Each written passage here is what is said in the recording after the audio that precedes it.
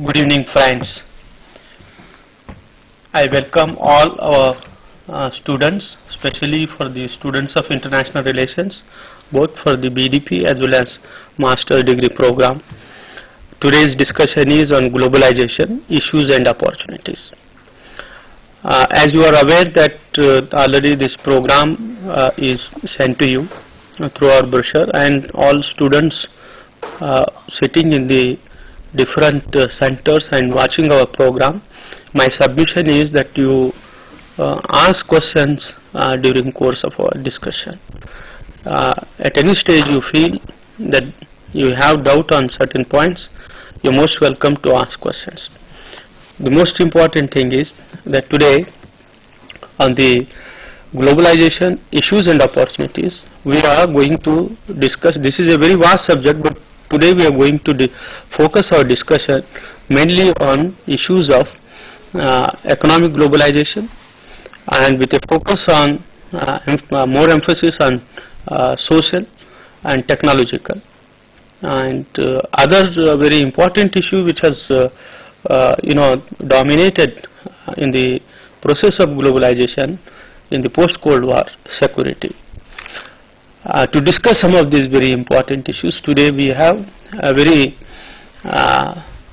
distinguished scholars from Jawaharlal Nehru University. To my right, I have Professor Chintamani Mahapatra, and Professor Chintamani Mahapatra is from the School of International Studies, and he has been writing extensively on this theme and also on American studies and other related security issues. You will have opportunity to discuss with him and also ask questions. So next to Professor Mahapatra, we have Professor K.D. Kapoor, formerly School of International Studies. Presently he is visiting professor at Jamia Millia Islamia. I welcome both the distinguished scholars for today's discussion. Now I request Professor K.D. Kapoor to initiate the discussion. Dear friends, the issue of globalization is not something which is absolutely recent.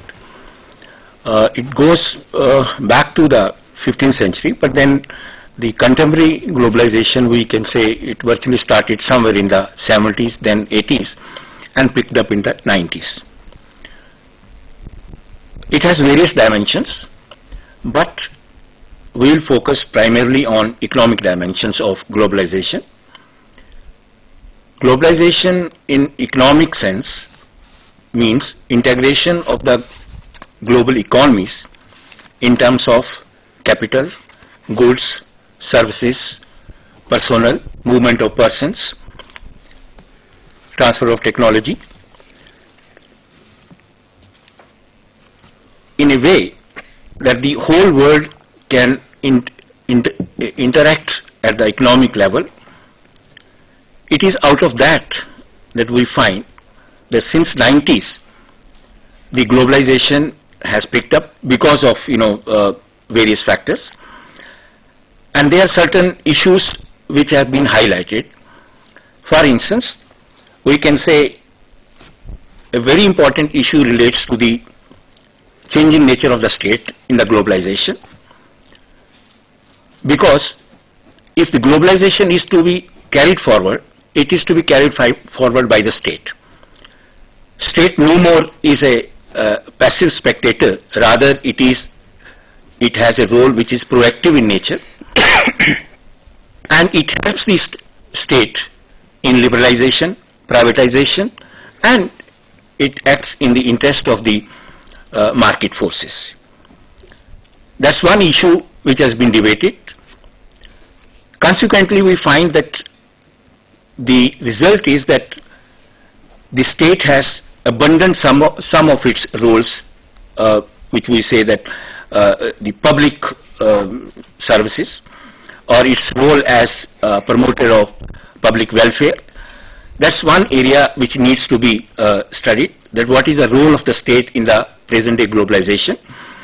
Second is with regard to the velocity of capital, that at the international level the capital is flowing freely around the world, that is through the transnational corporations. The money is in the form of investment, various types of investment is going to these countries. Third dimension is the deregulation of the markets. One area which needs to be studied is what is the role of market in the process of globalization. As a part of neoliberal economic philosophy, market has been given certain specific powers, rather the whole thing should be left to the market. So there is a debate on it, what role the market should play. Then we have a question of social exclusion, that this globalization, its impact, and how does it impact on the society.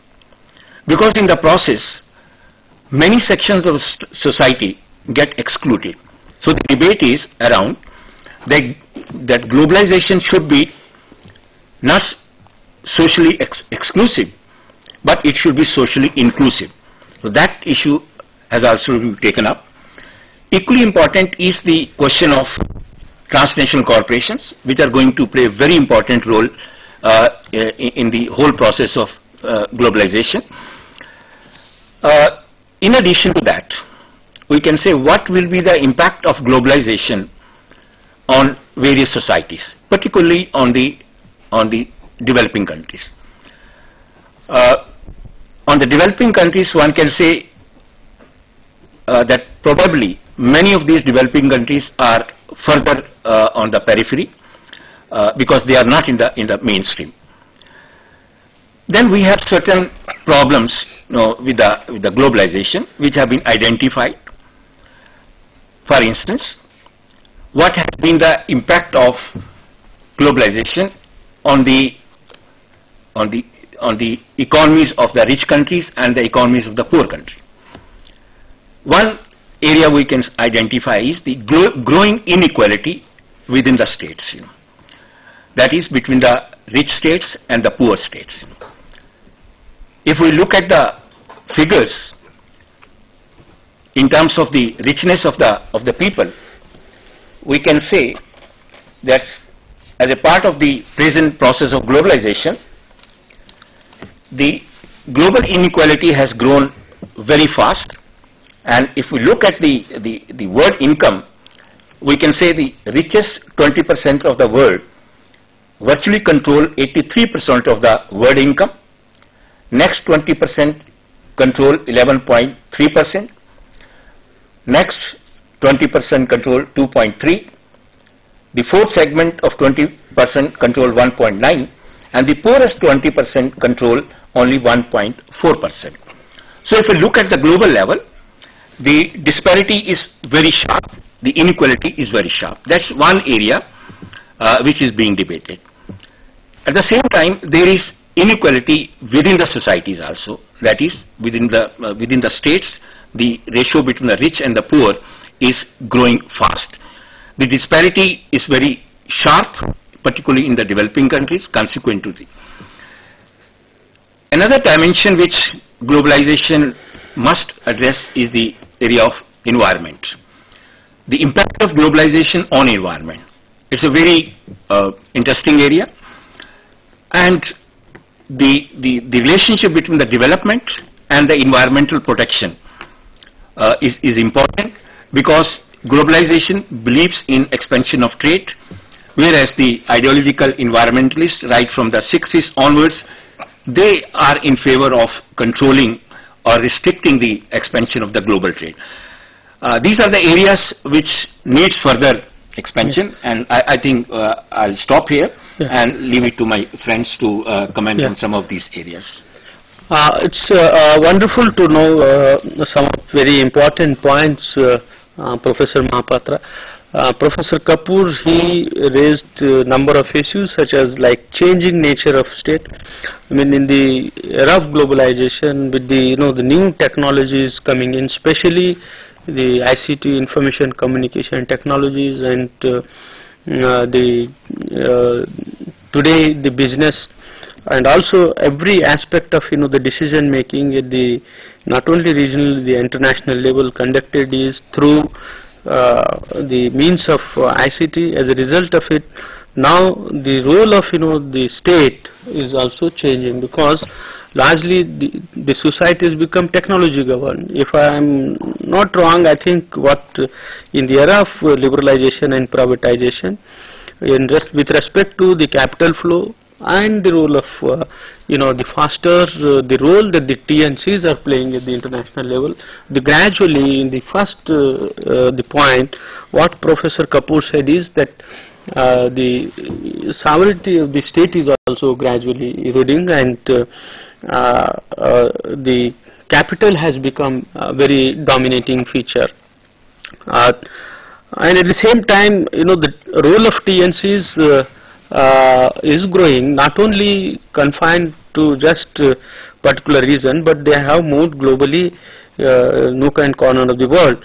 So this has affected to the not only social exclusion, at the same time there is a big gap in terms of economy of the rich countries and the poor countries. And richer is getting richer, and those who have access to technology, those who have finance, they are moving very faster. Could you please react on this? Professor Gopal and Professor Kapoor have spelled out the different dimensions of globalization. I'll just add a few more things as an introduction, because there are too many items on the table. Now, first of all, we have to be clear what exactly is globalization. It is nothing but interconnectedness around the globe among individuals, the citizens of the earth. As Professor Kapoor correctly pointed out, it is as old as history. There was a time when a Greek king could come up to India on foot with the soldiers. But today, globalization has a different meaning than in the olden days, simply because the pace of globalization is very fast. And this pace of globalization is very fast, particularly because of revolution in transportation and communication. And in this age of internet, email, fax, and mobile phones, the connectivity between individuals, between groups, between societies have become more intense, more fast, and there is no controlling authority in the world which is actually able to control the flow of information, flow of ideas, flow of culture, and flow of commerce. Now, broadly speaking, in the realm of economics that we are going to talk about, globalization means globalization of trade, number one. Number two, globalization of finance, that is finance capital. Number three, globalization of labor. So in these three dimensions, we find that although trade again is as old as human history, trade today is increasing at a geometrical rate between nations. We had a phase when there was mercantilism. Nation states used to compete with each other, and the policy was bigger than neighbor. Apne neighbor ko garib banao and promote yourself. But today, because of the fast pace of international trade, nation states are becoming more and more interdependent. And in this interdependence, although there are victors as well as the losers, it is a win-win situation where those who are selling products, they are benefiting, those who are buying products, they are benefiting. Today in India, for instance, one can walk into any departmental store, any mall, and quickly run your eyes through, you will find so many products, whether food items or clothes, imported from different parts of the world. So, trade. Number two is, as again Professor Kapoor has pointed out, the flow of capital. Just at the press of a button on the computer, capital flows in a fraction of a second. This is what happened in 1997 when capital flew Southeast Asia, starting with Bangkok, and there was an Asian financial crisis. So it has a negative impact also. The institutional investors, the equity investors, as well as foreign direct investment are rapidly growing around the globe. And that is why it is contributing to this process of globalization. Number three, the globalization of labor. Today the Americans are complaining that they are losing out their jobs to Indians and the Chinese and the Malaysians. That means what? Even labor is going international. We have 3 million Indians working in the Gulf. This could not have been even thought about before World War II. Now, so both in these three important aspects we have globalization. All these things are facilitated by revolution in information technology and transport and communication. However, is globalization a process or a product? The debate is going on. Is globalization a virtue or a vice? Again, the inconclusive debate is going on. What are the costs of globalization? What are the benefits of globalization? Who are benefiting and who are losing? Is everybody benefiting? No. It is basically the developed North which is benefiting much more from this process of globalization than the developing South. Among the developing South, the newly industrialized countries of East Asia, the Asian tigers and the Asian cubs, Central Asia, and even Eastern Europe today, they are benefiting more than, for instance, Sub-Saharan Africa or Middle East. So even within the developing world, there is a paradox, lopsided development. Within the societies, within India for instance, although one can rattle away the Indian achievements in the field of economics that's happening since 1991, the fact remains that more than 830 million Indians live on less than 20 rupees a day. The middle class is as rich as the middle class anywhere in the world. The Indian rich people are at par with the rich people in Australia, in the United States or in Britain. But there is an India which is not shining. It is the darker side. They know nothing about globalization. They are untouched by the process of globalization and the benefits of globalization. So these are the issues, plus of course the security dimension. Is it challenging the state sovereignty? Each state is going to wither away, because the control of the state over the economy within the national boundaries is becoming less and less and less. Yeah. Mainly because Professor Gopal, you talked about TNC. Yeah. Transnational corporation, multinational corporation, they have been evolving in through 2-3 different stages, and these are the organizations which are influencing the policy making process. Even the governments are becoming vulnerable to the manipulations and pressures and influences of the multinational corporations. Just I'll give one example. I think this may be very interest to our students. What is important is, for example, take China's today role, especially in the era of globalization. But I'll go little before, even the 1990 events. Prior to that, in 1978, China opened its economy, and with the speed that China has moved globally and their markets, like Professor Kapoor, he raised very important point that economic interest is very important, and there is large number of people, both the Chinese scholars as well as Europeans. They have argued that Mao's Deng Xiaoping, this policy of openness, but till 1980s they were very firm as far as their party and their ideology is concerned. But gradually now the China is changing, like the state is changing, the role is changing. Earlier it was said that Chinese policy is that when you talk of a state, the power flows from the barrel of the gun. But now things have changed, because the power flows not from the barrel of the gun, but the power flows from the cash in your wallet. Dollars.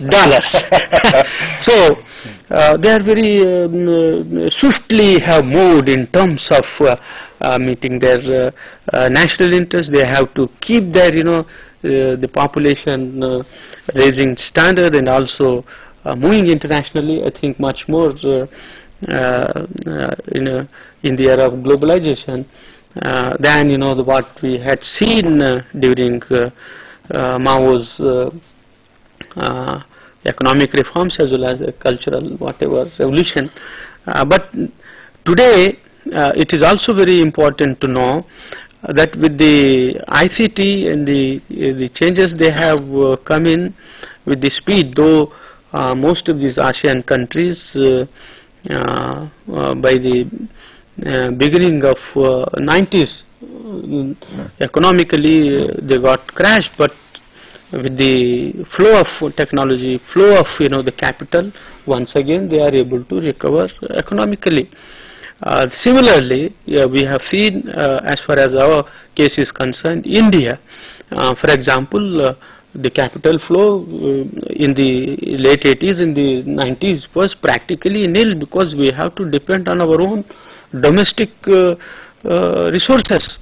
And today, if you see, after 90s, when the economy is opened up, you see restrictions as far as the opening up our business internationally. So once we have opened up, the capital flow has come in, and there are the changes internationally have taken place. These changes such as that we have looked for the new markets. When Professor Kapoor said that the economics interest of a nation is important. This is one of the major issues. Just two footnotes, Professor Gopal. You made a very interesting point. One is the source of power. There was a time when it was the military power which was really dominating the global power structure. Any state which was having tremendous amount of military power could influence the policy making processes in other states. But today, in this era of globalization, again to complement what Professor Kapoor said, it is money, it is capital, which is actually becoming a very important source of power, so that Japan can play a more important role, Germany can play a more important role than the United States. Look at the condition of the USA in Afghanistan and Iraq. They are not able to do anything there. Whereas Japan and Germany, because of their economic wherewithal, they are playing behind the scene quiet role in world politics. And the second important point you made, from this actually the corollary is, those of us, the students of political science who study realist theory, for instance. The realist theory believes that it is military power which drives international behavior of nation states. But it is no longer true. Because of the forces of globalization, it is economy that matters. So this is a footnote I wanted to add to what is well, even just I'll before I request you, Professor Kapoor, just to add another very important point. You said, you gave an example, Professor Mahapatra, about Central Asia, and the question of now the militarily America is there in Afghanistan and Iraq. It is not that the just Americans, they have gone there as a military power or the superpower. Their main interest is resources. Because energy has become very important, the source of strength for any state, for any government. And with reference to even today, for example, India and America, both the countries have come together on the question of 1, 2, 3, that the Indo-Australian Treaty, which is now both the countries have signed, and it has come into force. You are the better just to just throw some light on that. But what I am trying to say is that today economics has become very dominant feature in the era of globalization. If you are economically not sustaining and not able to meet the requirements of the people of your country and not able to develop infrastructure, nobody is going to care for you in the global market. So what is important is, today you have to correct what wrong you have done in the past. That is the the important point today I just wanted to stress upon, Professor Kapoor. My colleagues have raised some interesting points relating to the trade. And before trade, let me give you some statistics which are again very interesting to highlight the growing disparity and the way the globalization has really helped the rich within the states and between the states. If you look at it, 25% of the world population is below the poverty line, which is $1 a day. 50% are below the upper poverty line, that is $2 a day. That means almost 30% of the world population is virtually living below the poverty line. And these are some of the figures given by the FAO, World Food and Agriculture Organization. there are almost 842 million people in the world which are undernourished, and major part of them, almost only 10 millions are in the developed countries, rest of them are in the developing countries. The disparity is again very sharp. For instance, in the 60s, it was 1 to 30, and now it is 1 to 74. Having said that, the issue of trade is very important now. Since the globalization is basically based on trade, whether it is through investment, through services, transfer of technology, everything is revolving around trade and money and investments. The global trading system somehow still has not become equitable. The developed countries, though they are the champions of free market economy, they are in their own way highly protectionist. They want to protect their own markets, whereas they want the markets of the other countries to be open. Yeah. This is what started in the 80s during the Reagan period.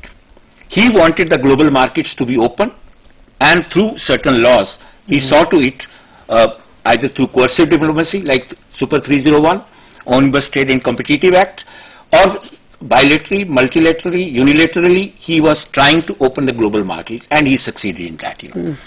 Now, if you look at it, protectionism in goods, take for instance the case of agriculture. I'm just going into nitty-gritty of the problem, like agriculture. It's an area where they want the global markets to be open. They have been telling us all these years that you don't subsidize your agriculture. And how were the developing countries subsidizing their agriculture? Developing countries were subsidizing their agriculture through fertilizers, cheap fertilizer to the farmers to increase the productivity, or through public distribution system. These two items have been on the agenda of World Bank, IMF and the United States of America to compel the developing countries to cut on these things. And this was invariably reflected in our budget. When it is reflected in the budget, what they tell us? Cut on your budgetary deficit. That means cut on fertilizers, cut on subsidy to the farmers, stop your public distribution system, because that is a subsidized item. But look to it, what are they doing? In their own agriculture, they are subsidizing United States of America, Europe and rest of the countries. They are subsidizing their agriculture to the tune of $365 billion a year. That means they are subsidizing, the Europeans are subsidizing their cow $2 a day, whereas almost 50% of the world population is living on $2 a day. Now that is the reality. Come to the area of environment or trade and environment. Again, the problem is the same. They are trying to push this whole issue of environment on the developing countries, and they are trying to link environment with the trade. That is, a country can take a unilateral action against another country if that country feels that certain environmental standards are not being, taken care of. That's another way of protectionism or stopping the goods from the developing countries. I'll give you an example.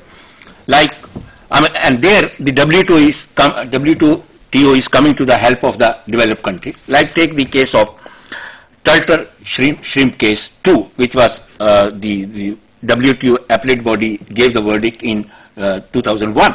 And what is that verdict? This verdict is that it was a case between Malaysia and the United States of America. That is, United States of America stopped the imports of the shrimp from Malaysia because import of shrimp involved, the killing of the turtles. That was the reason.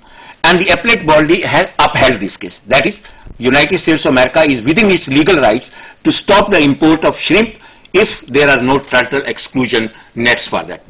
Turtle exclusion nets are very costly, and this simply proves one point. That is, a country can unilaterally take an action against another country purely on the basis of environmental considerations. Now, whereas they are telling the rest of the world, you open up your economies, but in their own way, they are trying to be highly protected. Take for instance, the case of BPOs, I mean the services which are being provided by Indian companies for that matter. Now there is so much of hue and cry within the United States of America that the American jobs are being transferred to the are being shifted to the developing countries, because these call centers, they are operating for the developing countries. Now, for the first time, they find that some jobs are transferred, and they are very, very microscopic. The number is so insignificant as compared to the jobs which are available in the United States of America. There should not be any hue and cry for that matter. Whereas the government has defended its position, but the industry, which is the main employer, they are coming out with a whole lot of problems, and many states have really come out with legislation where they are trying to stop the BPO system in other countries. So within the area service, for instance, in the service sector also, again the same problem is coming. One area which is very important, that is the free movement of labor. Now, when we started it, the free movement of capital, free movement of goods, but there is no free movement of labor. That is what the developing countries are saying, because that is our comparative advantage. We have labor which is unskilled, which is semi-skilled, and if there is a free movement of capital from one country to the other, why not free movement of labor? Well, I think you have made a point, Professor Kapoor, as far as the labor is concerned. The issue which you raised on environment, trade and environment, these two issues are very significant and they are very important. As you said that there is a great disparity between the developed and developing countries. The figures you also mentioned, they are very disheartening, and definitely these figures are they are with the World Bank and they are with the United Nations report, but definitely the concern for the developing countries. But one important thing is the exploitation of the developing countries as far as labor is concerned, whether in you take any aspect of whether in multinational, starting with the recruitment in BPO, recruitment in industries, the cheap labor is available in most of the developing countries. In India, for example, the cheap labor they hire, and earlier it was the cheap material was transported to the industrially advanced the cities in Europe, and they became richer and the globally competitive, and they dominated the trade internationally. And this is the reverse, though it appears that there are plenty of opportunities for developing countries, opportunities for India or many other countries, whereas they are very, very clever in exploiting, because our population, highly skilled population, today they are not been able to get proper placement in our country, but they find the job opportunities elsewhere. But semi-skilled labor is available, so and it is cheaper. They are exploiting. So some of these issues are very important, and I just ask our students, those who are watching this program, please ask questions. अगर आप हमारे ये जो आज की चर्चा है, अगर आप लोग जहाँ भी बैठे हो, अगर आप सुन रहे हैं और हमारे प्रोग्राम को देख रहे हैं, तो ये हमारी गुजारिश है कि आप सवाल करें, और ऐसे विषय पे जो है हम लोग आके इस वक्त जो है जो हमारे देश के प्रति और हमारी जो है इकोनॉमी के प्रति बहुत ही समझने वाली बात है कि अगर जब तक आप सवाल नहीं करेंगे और अगर हमारे कोर्स मटेरियल पढ़े हैं, तो मैं समझता हूं कि आपके लिए भी फायदा होगा और हमें उत्तर देने में भी खुशी होगी। और प्रोफेसर कपूर, मैं आपको जो है ट्रेड एंड एनवायरनमेंट फिर दोबारा जो है आपको इस पे प्रकाश डालने के लिए कहेंगे। Before that what is important is also, you see, Professor Mahapatra raised certain points. Globalization is not just the one aspect of economy. So we also face serious problems in most of the countries. Whether today you take Iraq, whether you take Central Asia, or you take Africa. We have been hearing now Africa is a dark continent. It is a economically failed continent. All sorts of things, we are. But why, with the resource rich, why the Africa is not able to today, in this, the era, when opportunities are there, they are not able to come out. Because domestically, the security, the basic issue of, the most of these countries is security. So I want Professor Mahapatra, these events also have serious repercussions on security. Often we hear threat to democracy, threat to, the security of a country. In the era of globalization, especially in the post-Cold War international relations, some of these things have come. Apart from, the issues we raised, we want certain, the highlight on this. Could you please elaborate?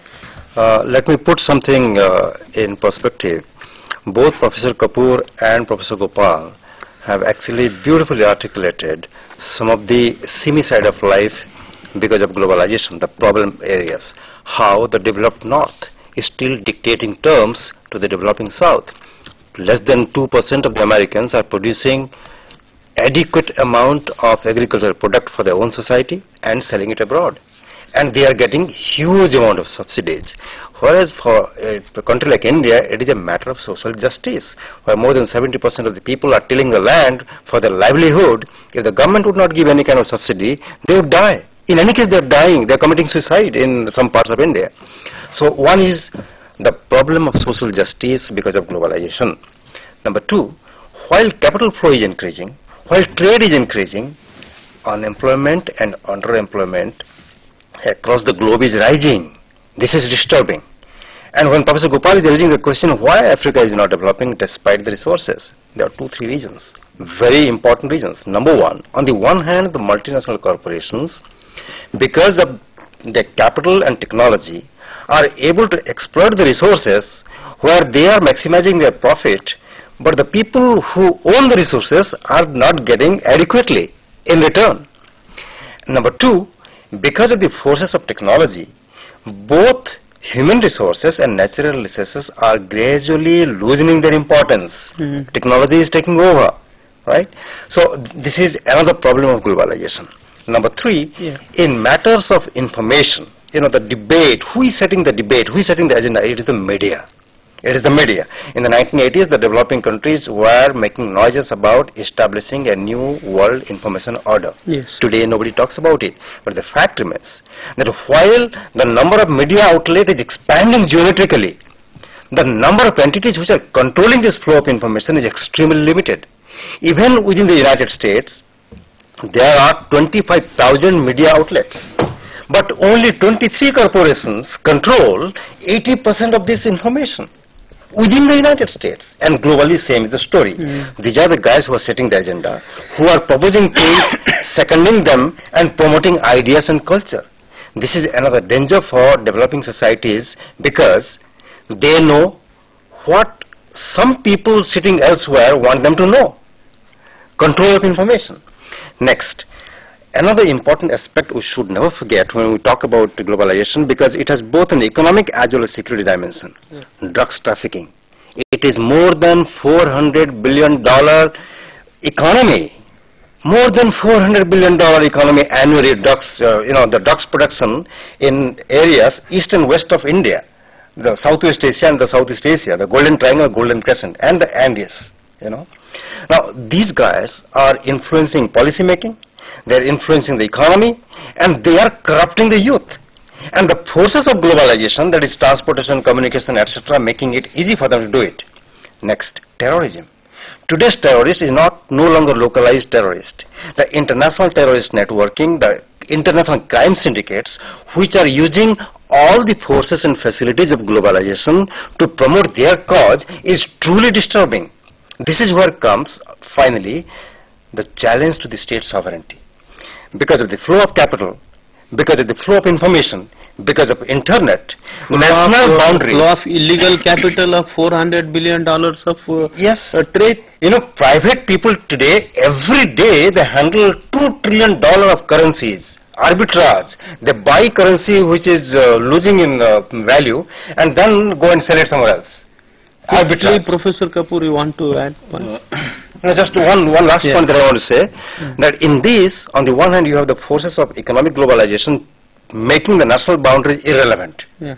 On the other hand, these non-state actors, the terrorists and the drug traffickers, they are making national boundaries irrelevant. And in the process, the state is not able to control adequately the national economy and protect national boundaries. So it is a challenge to state sovereignty. Professor Mahapatra, he has raised some pertinent questions. In the present set of globalization, basically it is the technology which is controlling, and all these things are flowing from the technology. I would like to come to some other important issue. That is one, if we don't accept globalization, then what do we do? Now this question is very important now. That do we have really any alternative to globalization? There are, and globalization is a contested one. It's not that everybody is accepting that globalization is something, panacea which will take care of your ills. There are people in this world who have been mobilizing themselves, non-governmental organizations, other groups, people's groups, who are opposed to globalization. And they feel, yes, there can be some alternative. But the fact, as we know, basically after the collapse of the Soviet Union, that is a system collapse, socialist system collapse.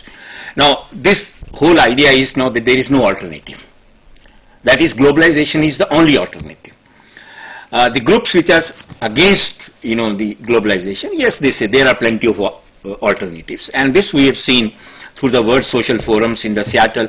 This is being reflected as the World Trade Organization, which is basically the motivating, or you can say the force which is driving globalization at the global level. Having said that, the question would be that in countries like India or other developing countries, if you have to live with globalization, then what do you do?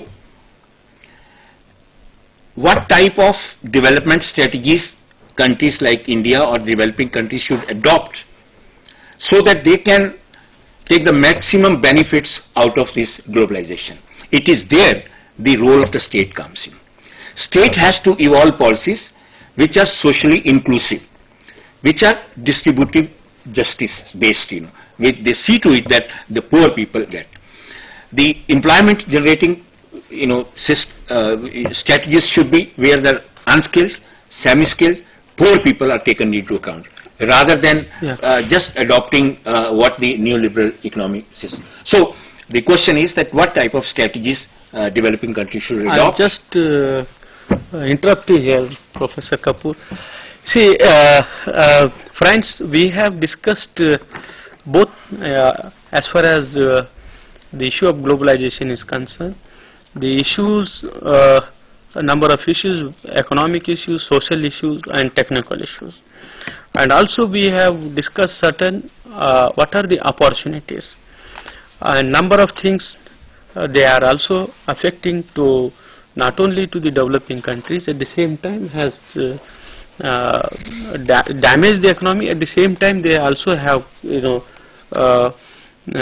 sustained in terms of economic growth and flow of information, things like that. You want to add the point, Professor Mahapatra, quickly? Yeah, quickly just I would like to say that globalization is a process, nobody can stop it. Globalization is not a process that is being engineered in a particular capital or a few capitals.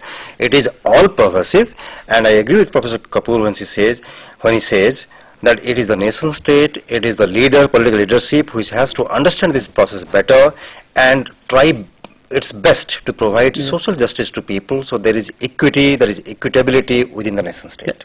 Thank you very much, Professor Mahapatra.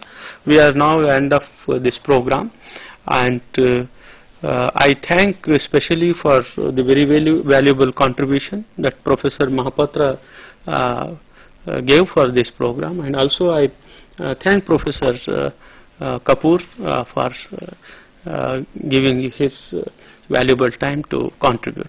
I thank everybody for patiently listening to us. Thank you very much.